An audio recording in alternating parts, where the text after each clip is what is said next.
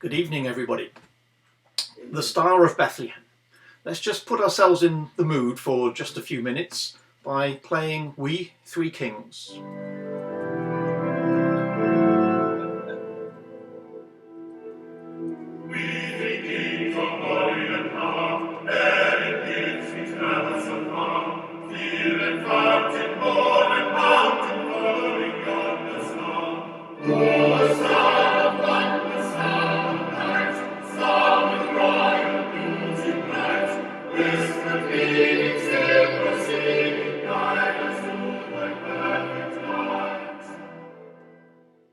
Okay, we'll come back to the lyrics of that shortly. In this talk, I'm going to be talking about the Gospel of St. Matthew, looking at the account of the Magi and the star in the east. I'm going to be considering what astronomical candidates could possibly account for the Star of Bethlehem. How well do they fit the Gospel of St. Matthew? And we're going to be looking at a few criteria that we need to hit. And then we'll have a think about the dates. If there were particular astronomical candidates in the sky at about the right time, what happened when, and do the sequence of events fit the timeline of the Nativity? Then what I would normally do is switch from PowerPoint to some planetarium software like Starry Night. With a Zoom talk, it's a little easier to show you videos of previously arranged runs of Starry Night software. And then I will summarize at the end. So let's remind ourselves what it is we're trying to explain, the principal elements of the Gospel according to St. Matthew. So the Magi journeyed to Jerusalem, prompted by a star in the east. Remember that it doesn't actually say, the account of St. Matthew doesn't say that they followed a star. That's what the Christmas carol says. But no, they were prompted to go to Jerusalem because of a star seen in the east. When they asked King Herod about what's this we hear about the birth of the King of the Jews, Herod didn't seem to know what it was they were referring to. So they continued on to Bethlehem, where, according to the account, the star reappeared in the sky in the south and then stopped over Bethlehem. So in red there are the 5 basic elements, the principal elements that we need to think about. If we do think we've got a candidate for the Star of Bethlehem, then it needs to explain why was it a star in the east, why would it make the Magi think about the birth of the King of the Jews. Is it reasonable that Herod was unaware of what they were talking about? Could the star reappear in the sky? And could the star stop in the sky? If we can find a candidate that ticks all of those 5 boxes, maybe we have a genuine candidate. Let's remind ourselves of the lyrics.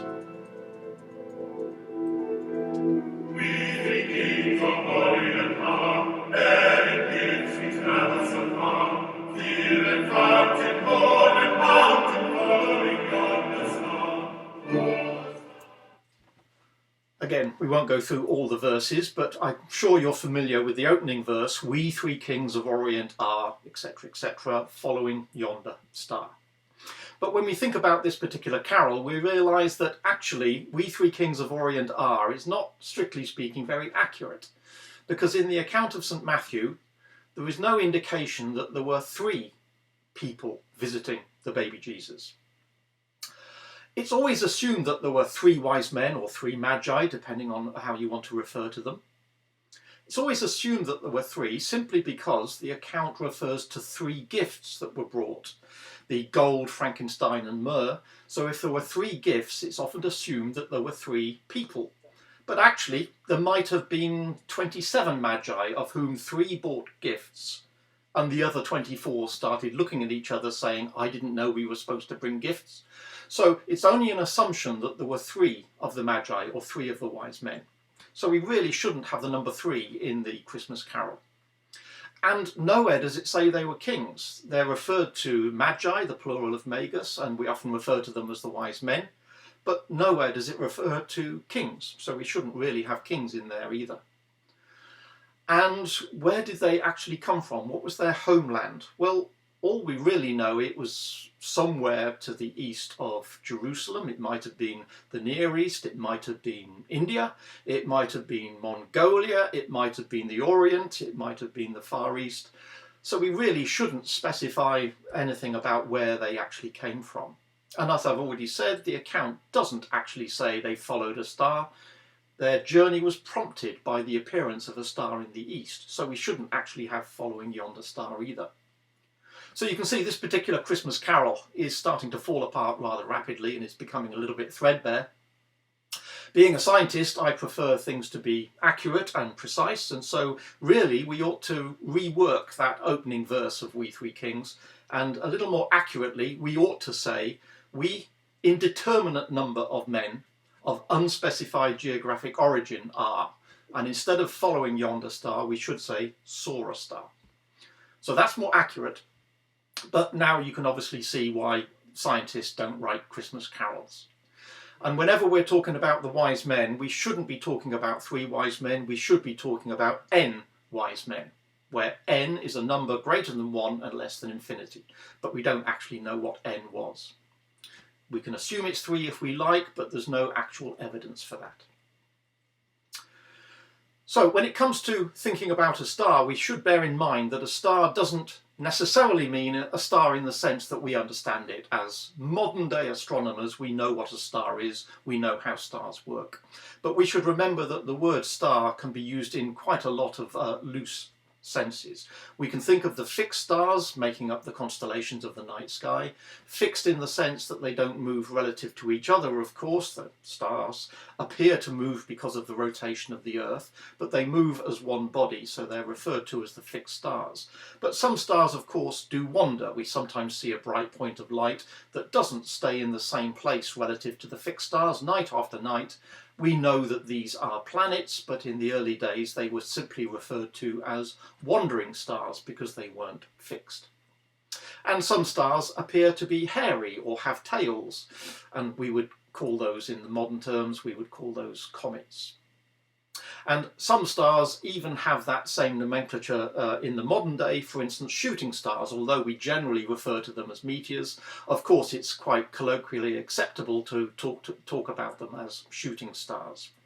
So wandering star, hairy star, shooting star, we must remember that star doesn't literally mean star as opposed to planet or comet or meteor or essentially anything else seen in the night sky other than, I guess, the moon. So we must take the word star when we think about the Star of Bethlehem. We should take it with a pinch of salt and open up the possibilities there.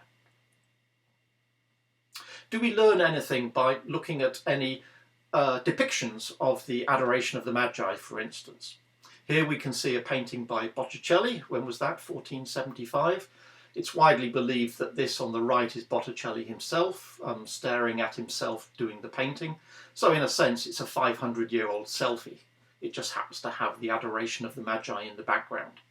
We can see what I guess must be the Star of Bethlehem at the top here, shining down onto the baby Jesus. Joseph in the background, looking quite bored and apparently taking no part in the celebration here. Perhaps that's appropriate because allegedly he took no part in the conception either, so perhaps that's all well and good.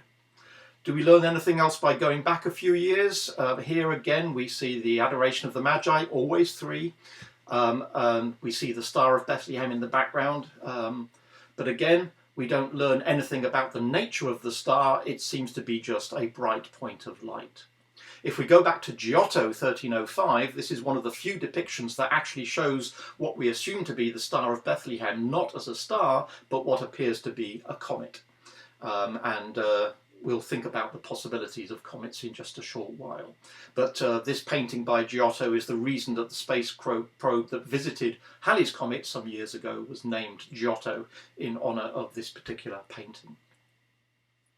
Coming forward a little bit, Rubens, I'm not sure exactly what the date was on this particular painting, one of the few paintings of the Adoration of the Magi in which the Star of Bethlehem apparently doesn't appear in the sky in the background, unless it's hiding behind that 2-headed camel that seems to be poking its head into the scene there. Coming forward a little bit, again we see what appears to be Not a comet, despite this little bit here. It looks like a star, perhaps just shining down in the direction of Jesus. Again, no real indication of what that star might be. And in the final painting here, Van Lint 1630, the usual three magi and what appears to be a point of light in the distance there, shining down. So it's no surprise that none of these paintings actually tell us anything about the Star of Bethlehem, because these aren't an official documentation of a historical incident. They are simply a portrayal of the adoration of the Magi, and in each case the painter is painting the traditional scene, always three Magi. May or may not be a Star of Bethlehem in the background, but given that this is not a historical document, we can't really expect to learn anything from the depiction of the Star of Bethlehem in any of these paintings. And of course they were painted many centuries after the events that we're talking about. Let's think about the astrological significance of what might have been seen in the sky. Every planet, every bright star, every zodiacal constellation had some astrological significance. So for instance, the planet Venus is a symbol of beauty, or a symbol of fertility, or a symbol of birth. And Jupiter is a symbol of royalty, especially the male royalty. It's thought of as the king of planets in many cultures. Regulus, we know, is the brightest star in the constellation of Leo, and as its name implies, it is the king of stars. And Leo itself is often associated with the line of Judea. The tribe and the land of Judea have the lion as their symbol, and so the lion in the sky is often associated with the lion on earth, the land of Judea. So why should astrologers look at the sky and make any particular significance? Why do they draw these parallels between what they see in the sky and certain attributes, whether they be human attributes or godly attributes? Well, the main idea of astrology is that if you look at the sky, you get an idea of what might happen in the future, because God will post in the sky a sort of message, if you like, and if you can interpret that message, then you get a heads up, you get a warning, you get a forecast of what might be happening in the future. It might be good news, it might be bad news, it might be a flood, it might be something more joyful, it might be a new king, for instance. So the way to think of astrology is to think of the sky as God's Facebook page. That's where he's going to post anything interesting that's going to be happening. So if you can interpret the sky through astrology, then you get an idea of what's coming. So let's have a think about star candidates. We're going to think about a number of different possibilities, and then we're going to weigh them up against these 5 elements of the Gospel according to St. Matthew. Could a particular star be thought of as being a star in the east? Would it have been a significant event? Is it possible that Herod wasn't actually aware of said event? Could the star reappear in the sky, and could the star stop in the sky? So let's think about a few possible star candidates. Could it have been a shooting star? Could it have been a meteor shower? Well, there's no real reason to think about a shower of meteors being thought of as a star in the east. Regardless of where the radiant happens to be, the meteors could appear over essentially any part of the sky. So why would you possibly talk about a star in the east? Would it have been significant? Well, meteors occur pretty much all the time. Every night you'll see some meteors, and of course we know that meteor showers come round fairly regularly, quite a few meteor showers per year. So there's no real significance there. And then it's not surprising that King Herod wasn't really aware of what they were talking about if they were talking about a meteor shower, because there's no particular significance there. Could a meteor shower reappear in the sky? Well, certainly a meteor shower could go through a lot of activity and then die away, and then perhaps another meteor shower could reappear some months later. So if you want to think of the star as being a meteor shower, then yes, the shower could reappear in the sky. The shooting stars could reappear in the sky. Why would you talk about the star stopping in the sky? It's unlikely that when you see a meteor shower, you would ever think about talking about any of these objects stopping in the sky. So that doesn't seem to fit the facts. So what about a comet? Could a comet appear as a star in the east? Well, it certainly could appear in the east. Would it have been significant? Depending on how bright it was, it could indeed have been significant. If it was significant, is it possible that Herod wasn't aware of said event? Well, if it's bright enough to be significant, surely Herod would have been aware of the appearance of this particular comet. So it's not clear why, when the Magi went to King Herod and said, what about this sign that we've seen in the sky? It's not clear why Herod wouldn't be aware of that.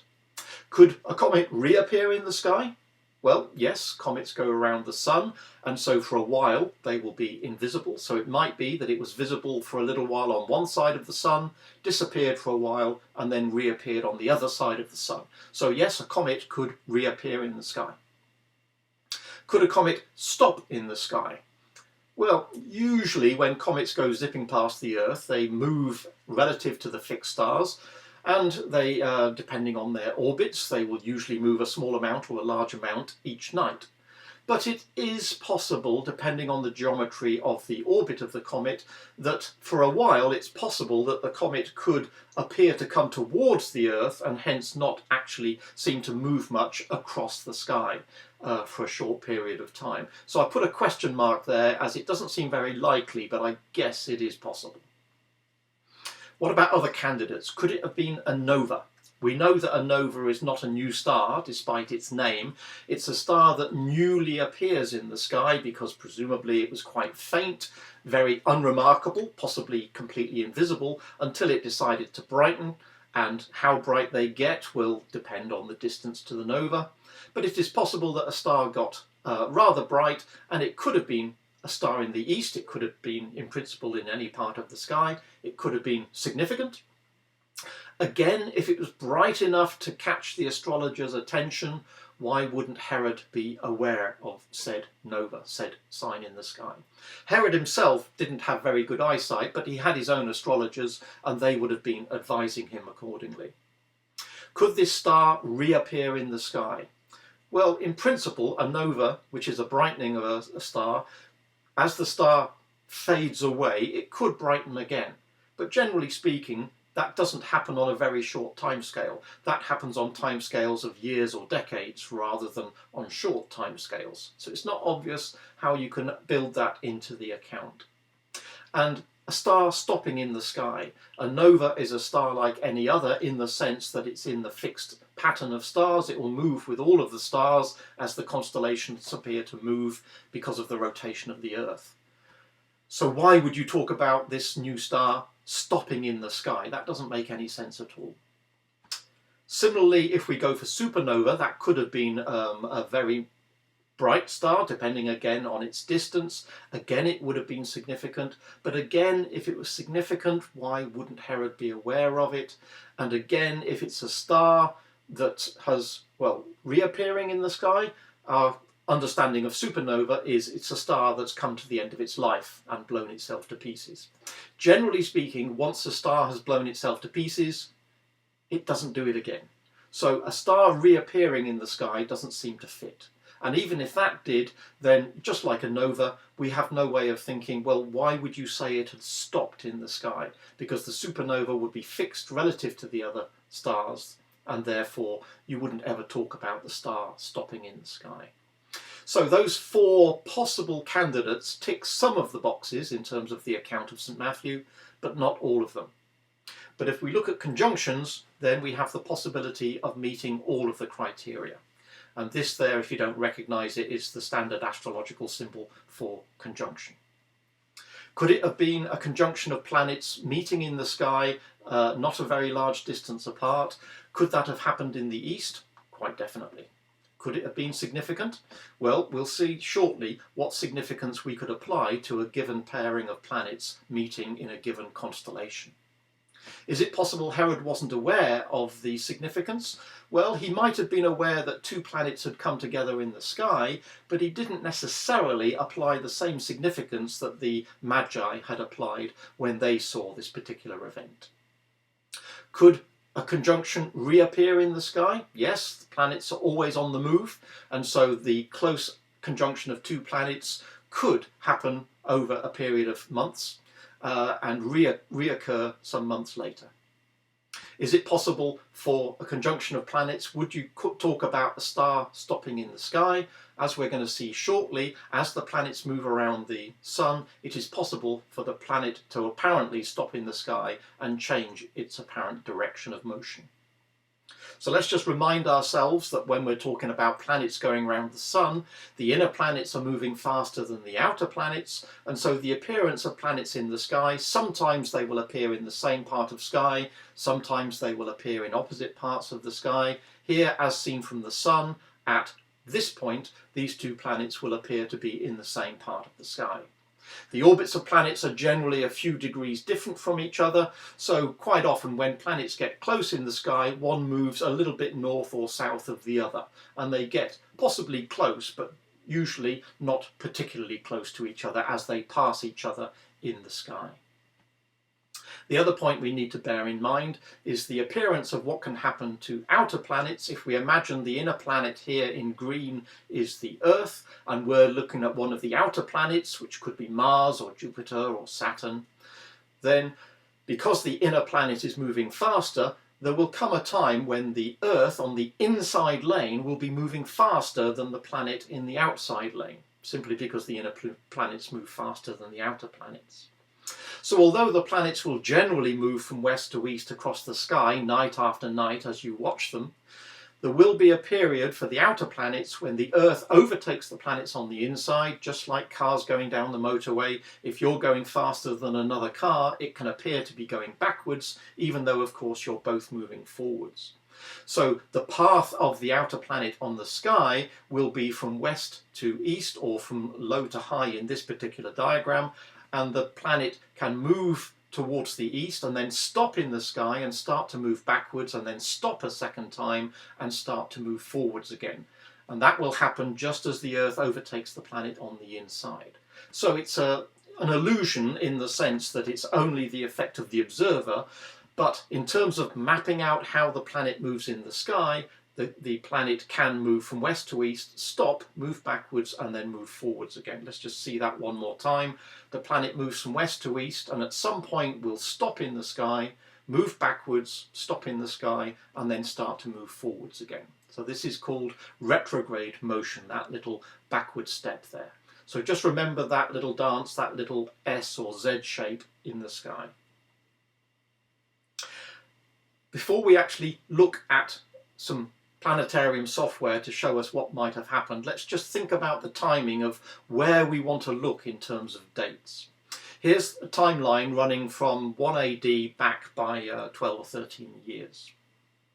When was Christ born? Well, we don't know exactly, but it is common belief that it was somewhere around 6 BC, perhaps between 4 and 8 BC. But that is based on the death of King Herod. That's based on the fact that King Herod died in 4 BC and Christ was born presumably a little bit before the end, King Herod died. However, I am no biblical scholar, but I believe there is a surprising amount of evidence that King Herod didn't die in 4 BC, he died after a lunar eclipse, and it is thought that that lunar eclipse was one that occurred in between 4 and 5 BC, and that dated Herod's death. But some people believe that people have been using the wrong lunar eclipse to date Herod's death, and actually Herod died in 1 BC, not 4 BC. In which case the birth of Christ could have occurred a few years prior to 1 BC. Quite why nobody believes that Christ was born between 3 and 4 BC, I don't quite know. But there is evidence for 4 BC, there is evidence for 1 BC. It depends on how you interpret the way deaths are recorded. Of course, they're not written in stone in the sense that they're not written on a calendar we can recognise. King Herod died after a particular lunar eclipse, which came after a particular flood, which came after a famine, etc. You have to use other events in history to date a particular individual. So we're trying to find some astronomical candidate which gives us some indication of occurring in one of those 2 grey boxes. What about comets? Well, we know there was a comet around in about 12 BC. That was Halley's Comet and was probably quite bright. We know that comets are like cats. They have tails and they're unpredictable. So we can work out where a comet was in its orbit. If we know where it is now, we can wind the clock back and work out where it was. But it's very difficult to work out how bright something was. We don't know how much the sun is going to evaporate the ices in the comet and produce a tail. We don't know how bright that tail would appear. But Halley's Comet has been quite bright for a while, and it's not unreasonable to think that Halley's Comet would have been quite bright in 12 BC. But that's a bit early. Why would God post something on Facebook in 12 BC if he was trying to say something about what was going to be happening in 5 or 6 or 7 years' time? That seems not quite right. There was another comet in 5 BC, that was Comet Holmes. Maybe some of you remember that from a few years ago when the coma expanded quite substantially and a number of people took photographs of it. There was another comet in 4 BC, that was Churyumov-Gerasimenko, or everybody calls it the Rosetta comet, the comet that Rosetta and Philae visited. But neither of these comets were likely to have been particularly bright in 4 or 5 BC. So we can't be sure, but it doesn't seem very likely. And remember that we're not entirely convinced about comets from the arguments I made earlier. What about nova? Well, according to the Chinese, there was a new star in the sky in 5 BC. And according to the Korean records, there was a new star in the sky in 4 BC. Now, if these were bright enough to be seen with the naked eye, they were fairly bright nova, and you wouldn't expect to get many of these. So is it like buses? Do you wait for a century and then 2 come along in adjacent years? It is probable that what actually has happened is there's been a slight miscalculation of the dates in either the Chinese or the Korean, or perhaps both, the translation of those into the Gregorian or Julian calendars. And perhaps what was seen was the same nova either in late 5 BC or in early 4 BC. So there was a nova at about the right time. It's getting a bit late, but it's a possibility. But for the reasons I said earlier, we don't think nova are the Star of Bethlehem. But what about conjunctions? There was a conjunction of Jupiter and Saturn. Here's a reminder of the astrological symbols that I'm using here for brevity. There was a conjunction of Jupiter and Saturn at about the right time, around 6 BC, 6 to 7 BC. And remember, that is the conjunction that's going to be occurring, or is occurring now, in the sense that Jupiter and Saturn are getting very close in the sky. On December the 21st, they will be quite close to each other. But what I find much more interesting is this set of conjunctions here. Conjunctions between Jupiter and Venus that occurred around 3 to 2 BC, at about the right time if we assume that Herod died in 1 BC. So let's have a look at those conjunctions in more detail, and let's look at why those might have been seen as a portent of what was to come. So we're going to look at Starry Night software. I'm looking in the direction of Leo, and I've labelled the constellations. So here's Leo, here's Cancer, obviously that's Gemini over to the right there. I'm avoiding putting too many labels in this, because if you have too many labels, it gets very confusing. I'm also going to stare in this particular chunk of sky because that's where all the action is. I'm not going to follow planets around the sky because that gets nauseous if you run it in fast forward. And I'm not going to show where the horizon is because, again, that's leaping around all over the place if we put it on fast forward for a few months. So I'm not going to label the planets other than Jupiter, and I'm not going to label the constellations other than the important ones that we see here. Leo is the most important one in this argument. The clock is starting on the 1st of August, 3 BC. At the moment it's set to about tea time on the 1st of August, 3 BC. I'm clearly looking at a fairly large chunk of sky at the moment. And where should we be looking from? Where should we have as our location, our observing position? Well, we don't know where the Magi were when they saw the Star of Bethlehem, so I don't know whether to start in India or Mongolia or somewhere else. So to take out any uncertainty, I'm just asking the software here to take the observing position as the centre of the Earth.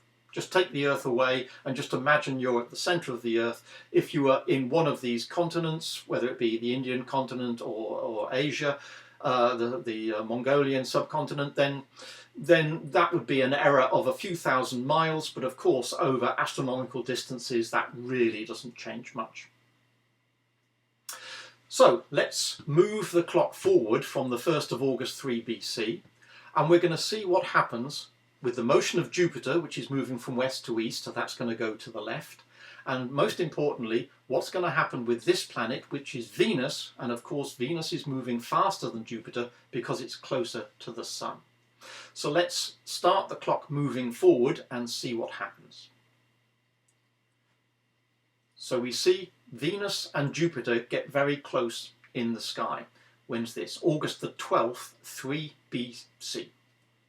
The Sun is further over to the west there, so this is further over to the east. So this particular conjunction of Jupiter and Saturn, they're both quite bright. Venus is about -4 magnitude, Jupiter is a little fainter, but a similar magnitude.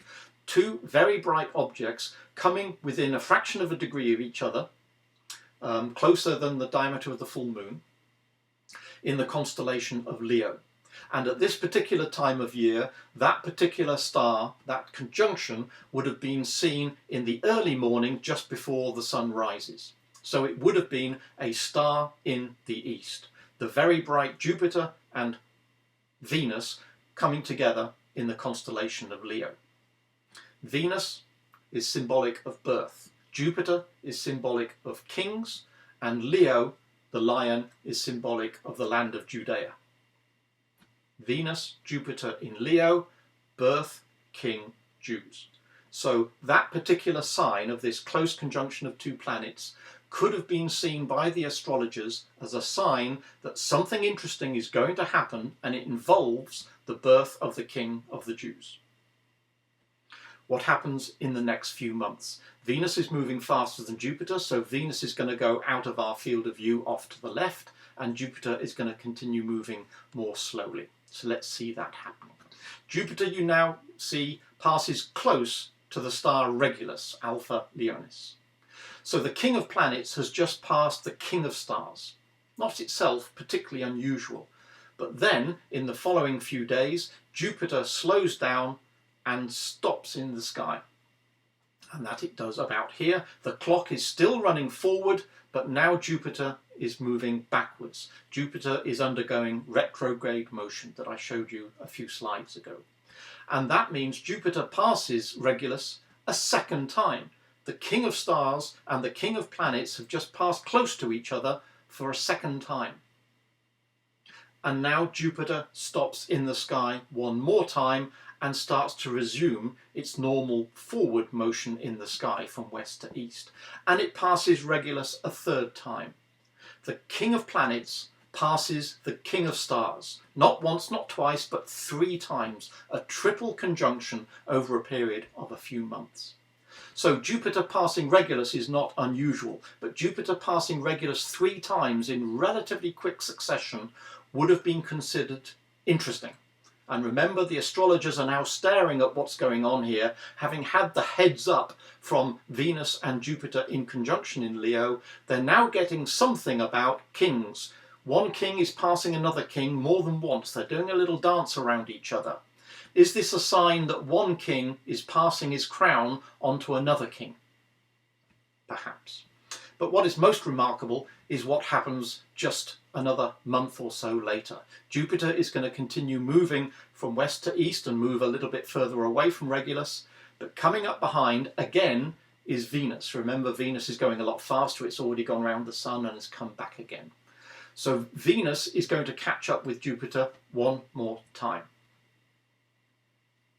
And in June of 2 BC, Venus and Jupiter are in conjunction a second time. Venus and Jupiter in Leo, birth, king, Jews, again a year or so later than the first sign. The first conjunction was close, but they would have still been seen as two quite separate dots in the sky. Anybody with reasonable vision would have seen them get close, and they would have been very bright and quite spectacular, but just like Jupiter and Saturn that we'll see later this month, they would have stayed as 2 points of light. But this conjunction here in June of 2 BC was quite spectacular. How close did they actually get on this particular occasion? Let's just centre up Jupiter, and now let's zoom in 1,000-fold.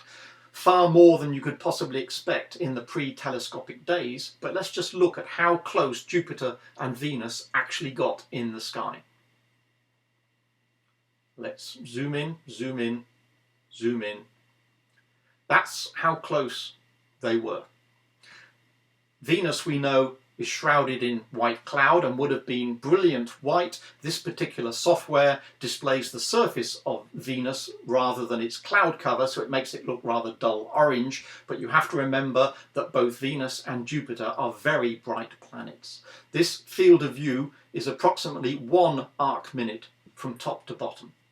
Therefore, I don't believe any human alive could possibly resolve that as two separate planets. Over days and over weeks they would have got closer and closer, and over the last few days they would have merged into a single very bright object, and they would no longer be visible as two separate planets.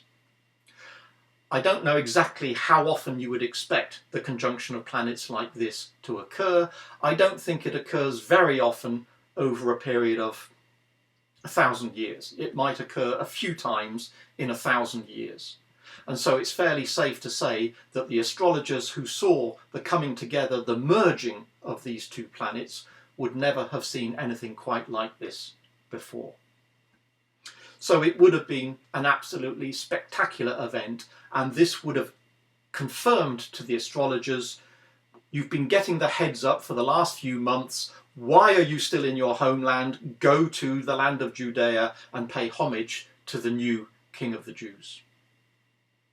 So let me just remind you the steps that we've just been discussing. In August 3 BC, there was a conjunction, close but not spectacularly close, between Jupiter and Venus in the constellation of Leo, and that could have been interpreted as the birth of the King of the Jews. What happened in the next few months was that Jupiter, the king of planets, passed Regulus, the king of stars, not once, not twice, but 3 times. So a triple conjunction of Jupiter with Regulus. This might have been seen as one king passing the crown to another king. And then in June of 2 BC, a spectacular conjunction, effectively a merging of planets as far as human vision was concerned, Jupiter and Venus again in the constellation of Leo. That would have been the starting pistol that would have told the Magi, now is the time to go and pay homage to the new King of the Jews. We've got no idea how long it would have taken the Magi to arrive, because we don't know where they came from. We don't know if they came from India, Mongolia, the Far East. We don't know if they walked. According to Christmas cards, they were always on camels, but we don't actually know that. And it could have been many months before they actually arrived at Bethlehem, where it is believed that Christ was more likely to be a toddler than a baby, but again, all of the Christmas cards show him as a young baby. But it is possible that the Magi arrived in December, and December is relevant because at that point Jupiter would have been moving again from west to east for most of December. But towards the end of December, Jupiter would have stopped in the sky one more time. And it is possible that that's the point at which the Magi arrived and noticed that the planet Jupiter stopped in the sky. On which date does Jupiter stop in the sky in 2 BC? Well, the date it does that is the 25th of December. Yeah, I know. It's just a coincidence. We know that Christmas is effectively timed to take over the pagan festival, celebrating the passing of midwinter, the passing of the shortest day, the longest night, etc. So it's just a coincidence that Jupiter happens to stop in the sky on the 25th of December. But that is the sequence of events taken together, it seems to meet all of the criteria in the account according to St. Matthew. So maybe it was these conjunctions that inspired the account in the Gospel. Maybe it wasn't. Maybe it was perhaps something about that and some other events. It might have been a planetary conjunction and some comet that we're not aware of that produced the account or inspired the account, depending on how you want to interpret. Determining the astronomical facts is not difficult. Essentially, any astronomical software will allow you to dial in given dates. If you want to go back 2 million years, that's a little bit of a problem, but from our understanding of where the planets are now, it's not that big a deal to wind the clock back 2,000 years and ask where were the planets in the sky on a given day at a given time 2,000 years ago. So the facts are easy to determine. Second guessing what significance that the Magi or any other astrologer would have attributed to those particular events, that's a different matter. That is simply speculation based on what we know actually occurred at the time. But regardless, the underlying message at this time of year is of course the same. Have a merry and peaceful Christmas. Thank you all for listening.